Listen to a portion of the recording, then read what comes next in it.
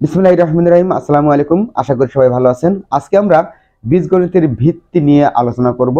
এই বীজগণিতের ভিত্তি কোন কোন ক্লাসের ছাত্রছাত্রীদের কাজে লাগবে, যারা ষষ্ঠ শ্রেণী, সপ্তম শ্রেণী, অষ্টম শ্রেণী, নবম এবং দশম শ্রেণীতে আছেন, তাদের প্রত্যেকের জন্য কাজে লাগবে। যদি আপনারা বীজগণিতের এই বিষয়গুলো যদি জানেন তাহলে ভিডিওটি আপনার জন্য না, আর যদি না জানেন তাহলে ওয়েট করুন, ধৈর্য ধরে বসুন, তাহলে আপনারা এই বিষয়গুলো সুন্দরভাবে জানতে পারবেন এবং গণিত হচ্ছে সহজ সরলভাবে বুঝবেন। বইয়ের যে সংজ্ঞা সেগুলোর চিন্তা মাথা থেকে ফেলে দেন। তো আসেন শুরু করি। অঙ্ক। আমরা কিন্তু সবাই জানি যে অঙ্ক কি। যে সমস্ত মানুষ বলে অঙ্কটি করো, এটি কিন্তু ভুল কথা। অঙ্কটি করো এটি কিন্তু কোথাও লেখা নেই। আছে কি, সমস্যাটি সমাধান করো। অঙ্ক আসলে কি জিনিস? অঙ্ক হচ্ছে 0 থেকে 9 পর্যন্ত মোট 10টি। 0, 1, 2, 3, 4, 5, 6, 7, 8, 9, এই 10টি হচ্ছে আমাদের অঙ্ক বা ডিজিট বলে। এবং সংখ্যা কি? সংখ্যা হচ্ছে এই 10টা সহ যত কিছু আছে সবগুলো সংখ্যা। যেমন এই 10টা তো হবেই, এরপরে মনে করেন 0, 1 এরকম আছে, তারপরে মনে করেন 15, তারপরে 20, এইগুলো যত কিছু আছে সবগুলো হচ্ছে সংখ্যা।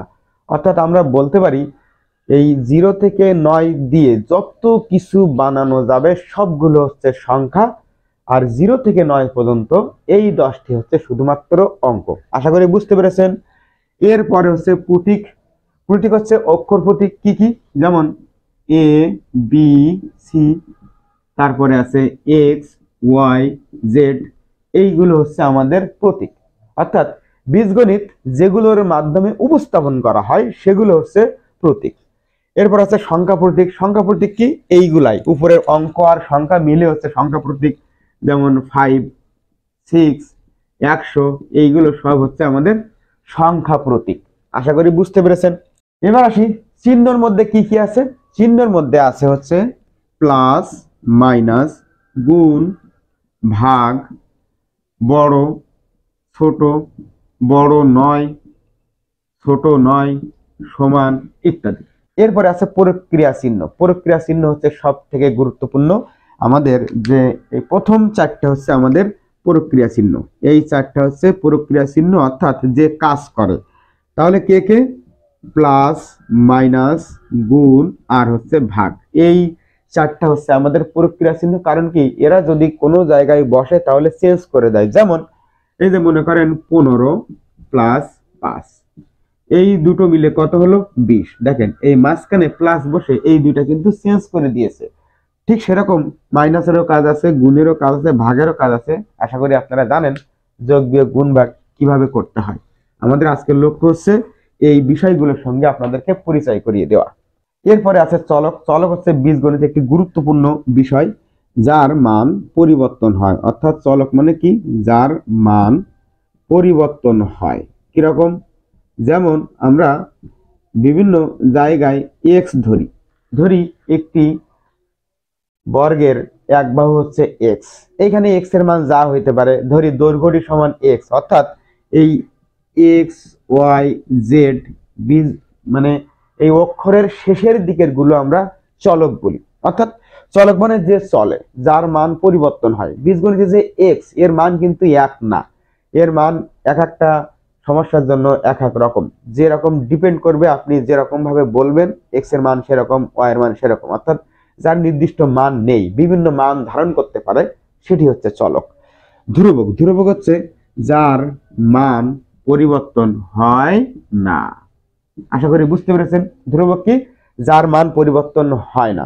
এই ধ্রুবকগুলো আমরা প্রথম দিকের অক্ষর যেমন এ, বি, সি ইত্যাদি দ্বারা প্রকাশ করতে পারি। এই ধ্রুবকের মধ্যে আরো রয়েছে সমস্ত সংখ্যা হচ্ছে ধ্রুবক। যেমন আমরা যেখানে 5 লিখি তাহলে এর মান 5ই, 5টা জিনিস। যদি এখানে 10 লিখি তাহলে এই চেহারায় যে সে কিন্তু 10 বোঝায়, অর্থাৎ 10টা জিনিস বোঝায়। কিন্তু যদি আমি বলি আমার কাছে এক্সটি আম আছে, এই এক্সটি আম মানে কয়টি আম আমি জানি না। এক্স এর মান আমি যা বলে দেবো সেটাই পরিবর্তন হইতে পারে। একজন 5 বললো, একজন 10 বললো, সবগুলো গ্রান্টেড। এজন্য যার মান পরিবর্তন হয় সে হচ্ছে চলক, আর যাদের মান পরিবর্তন হয় না সে হচ্ছে ধ্রুবক। এখন হচ্ছে সহগ। সহগ হচ্ছে চলকের সঙ্গে যে থাকে বা ধ্রুবকের সঙ্গে যে চলক থাকে। এক্সাম্পল, যেমন এই 5 এর সঙ্গে একটা এক্স আছে, তাহলে এই 5 হচ্ছে চলক আর এক্স হচ্ছে ধ্রুবক। তাহলে এখানে আমরা বলতে পারি এই এক্স এর সহগ হচ্ছে 5, আবার 5 এর সহগ হচ্ছে এক্স। আশা করি বুঝতে পেরেছেন। অর্থাৎ চলক আর চলকের সঙ্গে যে থাকে সাথে, সহগ মানে সাথের সঙ্গে। এরপরে আসি পদ। পদ হচ্ছে চলক ও ধ্রুবক গুণ আকারে থাকবে। চলক ও ধ্রুবক গুণ আকারে থাকবে। শুধু ধ্রুবক থাকতে পারে, আবার শুধু চলক থাকতে পারে। এরকম, যেমন মনে করেন এই 5x, এই একটি পদ 5 আর x গুণ আকারে আছে, অর্থাৎ 5 ইন্টু এক্স, 5x। যেমন শুধু x ও লেখা যায়, এটিও একটি পদ, আবার শুধু 5 ও লেখা যায়, এটিও একটি পদ। তাহলে এইগুলা, এই একটা পদ, এই একটা পদ, এই একটা পদ। আশা করি বুঝতে পেরেছেন পদগুলো কি। এরপরে হচ্ছে রাশি। একাধিক পদ, এক বা একাধিক পদ যদি প্লাস মাইনাস দ্বারা যুক্ত থাকে তাহলে সেটি হলো রাশি। কিরকম, যেমন এই যে 5x প্লাস এক্স প্লাস 5, এখানে আমরা এক্স স্কোয়ার দিলাম। এই যে তিনটা পদ 1 2 3, এই তিনটা পদ কিন্তু প্লাস দ্বারা যুক্ত, এখানে মাইনাসও দিতে পারেন, কোনো সমস্যা নেই। তাহলে যে এক বা একাধিক পদ যদি প্লাস বা মাইনাস দ্বারা যুক্ত থাকে তাহলে যেটি পাবো সেটিকে বলে বীজগাণিতিক রাশি বা শুধু রাশি। এরপর হচ্ছে সমীকরণ।